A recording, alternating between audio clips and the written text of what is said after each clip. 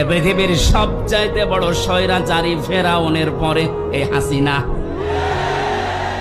এর বাস্তব প্রমাণ আয়না ঘর। আমি মাটির নিচে যতদিন ছিলাম জানি না যে দুনিয়া বলে কিছু আছে কিনা।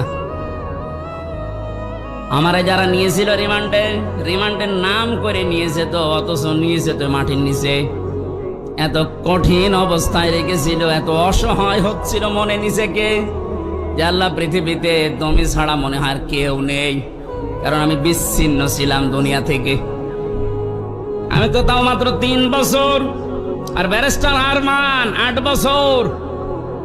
আপনি কল্পনায় আনতে পারেন যে একজন মানুষকে মাটির নিচে যে ঘর এখন দেখা যাচ্ছে, এখানে 2 দিন 5 দিন 10 দিন না 8 বছর একটা মানুষ থাকলো কি করে?